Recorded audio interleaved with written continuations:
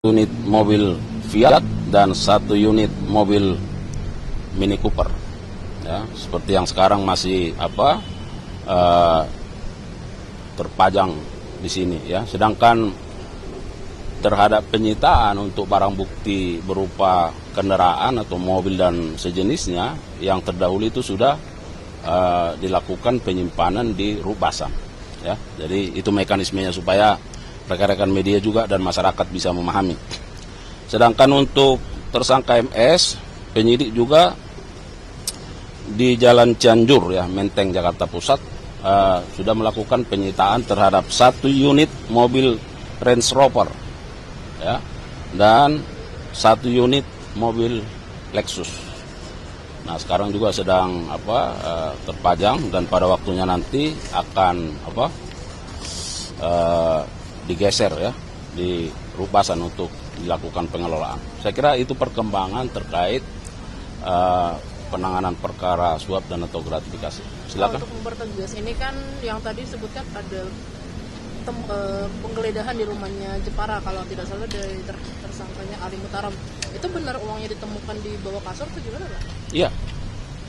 Jadi sewaktu itu kan tim kita ke sana melakukan penggeledahan. Memang sedikit ada karena setelah digeledah belum ada jawaban ya. Nah, jadi ketika saudara AM diperiksa di sini ya, berkomunikasi dengan keluarga di sana, akhirnya itu ditunjukkan, dibuka, diambil bahwa uang itu ada di bawah tempat tidur lah ya. Tempat tidur ya.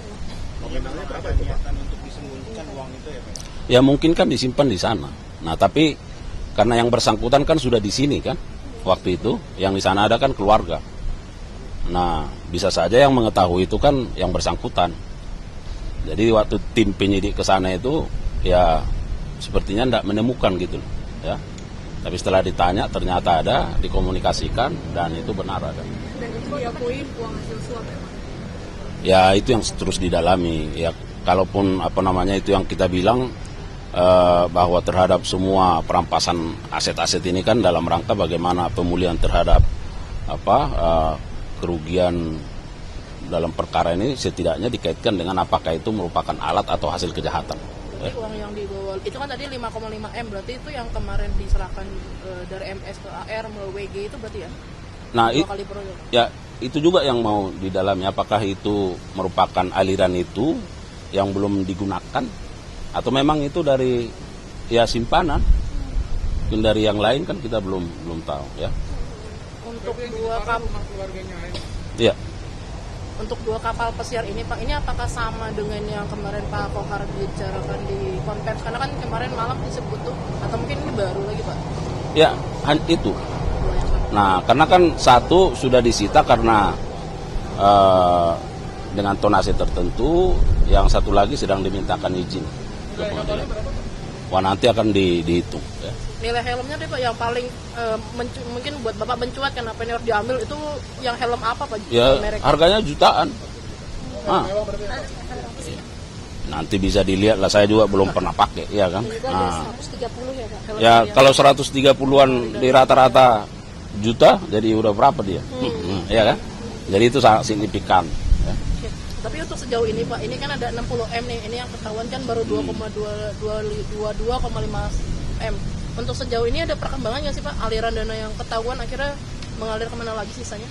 Ya itu yang terus sedang dikerjakan penyidik ya, dan saya kira itu bagian dari substansi penyidikan yang pada akhirnya nanti akan disampaikan ya di persidangan. Nah, kita terus menunggu ya bagaimana tentu penyidik bisa membuat lebih terang terhadap sumber maupun aliran ya. Pak, sedikit mau follow up kemarin pertemuan dengan Dewan Pers bagaimana Pak?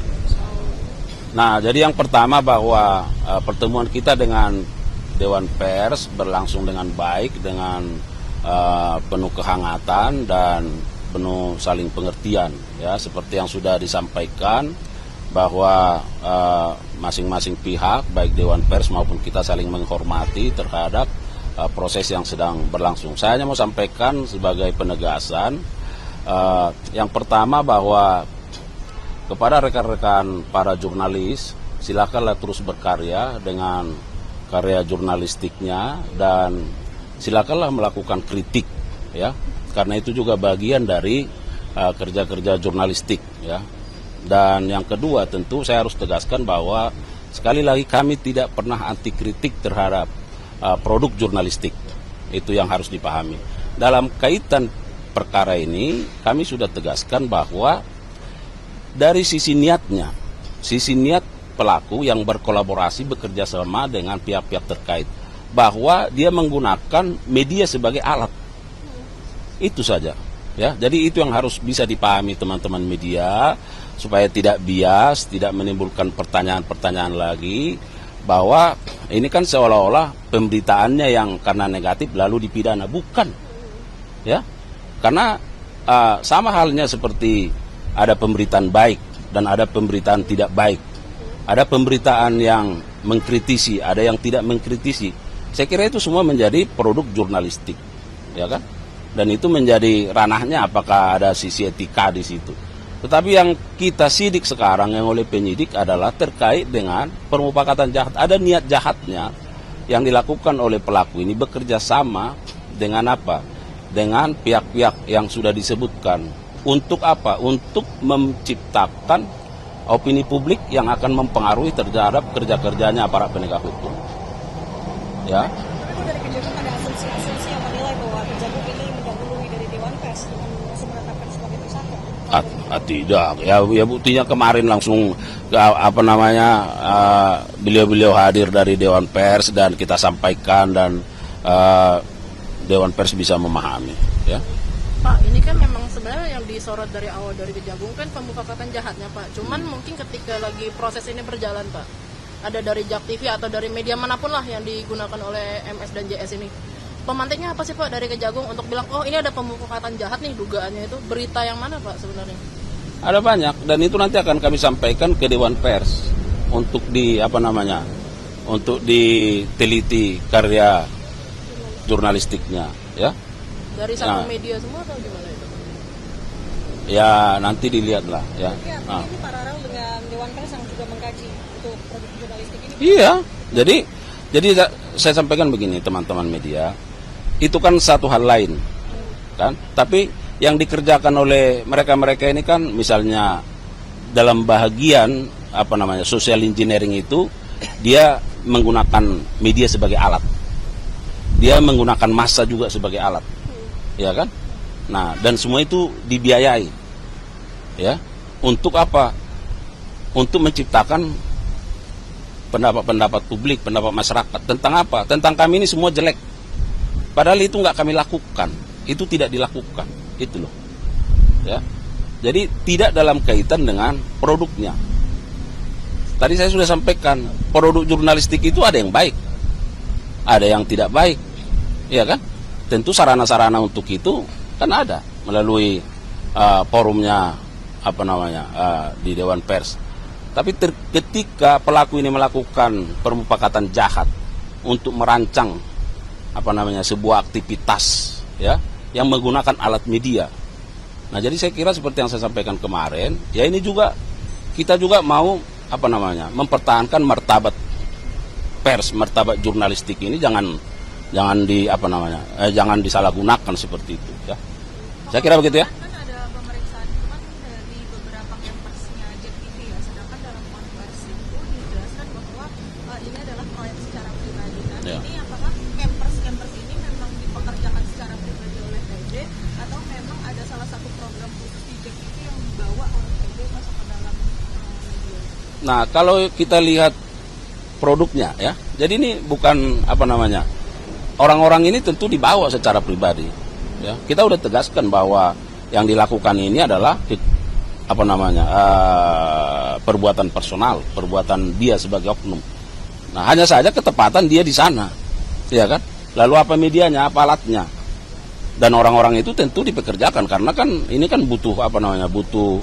Kalau konten itu kan berarti butuh orang yang bisa mendesain misalnya. Kalau melakukan satu talk show misalnya atau seminar, tentu kan butuh orang-orang juga. Tetapi itu kan tidak terkait dengan kelembagaannya media itu. Nah, itu hanya dilakukan yang bersangkutan bekerja sama dengan MS dan JS dan melakukan berbagai aktivitas. Saya kira begitu ya. Pak, di dalam rilis kan disebut ya ada beberapa nama narasumber nih Pak. Misalkan Jamin Ginting, Ronald Loli itu akan diperiksa sebagai saksi nggak sih Pak? Ya, Dalam berita ini? nanti kita lihatlah bagaimana kebutuhan penyidik ya. Sama-sama kita tanya. Tapi ada kemungkinan mereka kemungkinan terkait dengan kasus ini. Terkait kemungkinan atau tidak mungkin sangat tergantung dengan sikapnya penyidik ya, harus dipahami juga. Rena Gustiawan Pak. Oh, Pertamina. mantan dirut Pertamina yang bersangkutan diperiksa sebagai direktur utama PT Pertamina Persero. Disinyalir bahwa tahun 2014, karena yang bersangkutan kan selesai 2014 ya. Di 2014 itu yang bersangkutan memberikan persetujuan terhadap kontrak yang berlangsung selama kalau tidak salah 10 tahun ya, terhadap kontrak storage. Nah, jadi penyidik melihat itu karena yang memberikan persetujuan kan yang bersangkutan. Jadi storage ya. Perusahaannya Ferry. Ya, yang di OTM. Ya, jadi masih ada kaitannya. Yang buat ngoplos itu Pak. Kriminal Merak itu ya Pak? Ya, kan udah kalian yang bilang ya kan. Nah. Pertemuan apa lagi Pak di kasus Pertamina Pak dari penyidik? Nanti kalau ada kita update ya. Pak, berarti kalau misalnya si Karen memberikan persetujuan itu ada kemungkinan dia dijerat lagi dong Pak? Ya, semua itu berpulang bagaimana fakta hukumnya ya. Tapi bahwa penyidik melakukan pemeriksaan terhadap yang bersangkutan untuk memperkuat ya peran-peran dari para tersangka ini ya, bahwa ada kaitannya, ada kerjasamanya ya, nanti kita lihat bagaimana sikap penyidik. 10 tahun itu dari 14 ke 24 berarti ya? Ya. Pak, tapi kemungkinan kalau proses of blendingnya itu terjadinya lebih dalam rentan waktu yang lama karena storage-nya aja udah diperjanjikan sejak 2014, berarti mungkin Pak? Nah, nanti akan didalami lah seperti apa aktivitasnya ya. Tapi kemarin itu karena ada data yang menunjukkan bahwa yang bersangkutan memberikan persetujuan terhadap kontrak storage, maka ya wajar kalau yang bersangkutan harus diperiksa, dimintai keterangan. Oke? Oke? Pemeriksaan yang Sri Hakim Agam kemarin Pak itu udah 2 kali dilakukan, apakah masih untuk mendalami aliran dana yang sana? Iya tentu, karena ini kan dalam hubungan keluarga ya, suami istri kan. Kalau yang bersangkutan mengaku misalnya menerima sekian, nah ini kemana? Apakah ini sudah menguap? Apakah ini sudah masih ada? Sama seperti yang di tempat lain misalnya, ternyata kita temukan juga sampai 36 blok, ya kan? Nah kalau disetarakan di kisaran miliar-miliar lah, 5 miliar dan nah ini semua akan didalami. Apakah ini bagian dari jatahnya atau ini hanya merupakan alat atau hasil kejahatan, ya? Oke? Yang nitip tas ke satpam itu udah diketahui belum sih Pak? Nah, saya sudah jawab di berbagai rekan-rekan media. Jadi satpam ini mendapat titipan, udah. Nah, mungkin sebagai satpam ini apa, ya? Lalu diserahkan ke penyidik. Ya, penyidik membuat berita acara, ya kan? Di berita acara akanlah disita. Di dalamnya itu ada ada sejumlah uang seperti yang sudah kita rilis. Jadi motif dan apanya kita belum tahu. Nah, memang harus didalami ke yang bersangkutan, ya. Berdasarkan pengakuannya dititipkan kapan Pak? 1 hari sebelum diserahkan ke kita. Nah, saya lupa tanggalnya, ya. Isinya berapa Pak? Hah? Isi uangnya berapa? Iya kan sudah dirilis itu. Tanya lagi ya. Ya kan daya hafal kan berkurang juga, ya kan. Udah ada di situ apanya. Ya. Oke ya. Makasih ya. Makasih. Jangan pernah lelah untuk mengkritik.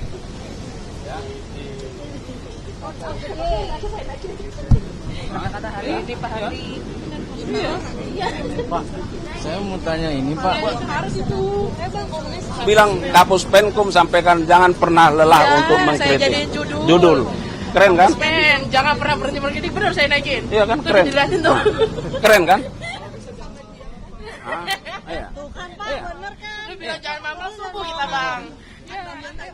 mau nanya lagi Pak, Apa? ini kan Karena di KPK ekspor juga begitu CPO Pak, yang diprotes. individu itu Kalau juga Bapak Dasung, vonisnya nanti itu kalau kita tidak sesuai dibegal, dengan Bapak tuntutan nggak jaksa ya, jawab. malah cuma setahun doang dari tuntutan jaksa. teman-teman. Nah itu apakah hakim-hakimnya bakal ditelusuri juga Pak, didalami atau di... Ya sekarang penyidik sedang fokus terhadap dugaan suap dan atau gratifikasi yang dilakukan beberapa orang yang sudah dinyatakan tersangka dalam kaitan dengan penanganan perkara di Jakarta Pusat. Jadi terkait dengan putusan yang onslah itu.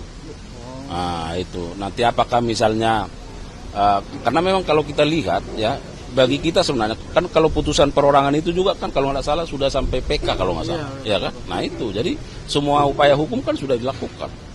Nah, tapi terhadap putusannya yang korporasi, nah di tingkat pertama kan dinyatakan onslah. Padahal ada kerugian keuangan negara yang sudah dituntut oleh jaksa, tapi tidak dikabulkan oleh hakim, dibebankan kepada perorangan. Berarti kan ke korporasi. Masa uang negara hilang begitu saja? Di mana kedaulatan hukumnya? Di mana kedaulatan negara? Nah, jadi itu yang saya sampaikan itu. Ini di sini ada inkonsistensi dalam proses peradilan itu dari sisi putusannya, ya kan? Nah makanya dilihat di yang di korporasi ini ada putusan onslah. Ternyata bahwa setelah ditelusuri ada kaitan dan ada katakanlah dugaan tindak pidana di situ. Ya. Berarti belum akan mendalami yang hakim-hakim yang Akan masih fokus di sini. Oke, ya. Makasih ya. Terima kasih Pak Harli. Selalu semangat. Atau kita semua sepakat bikin judul ini. Oke, lagu aja sih Pak.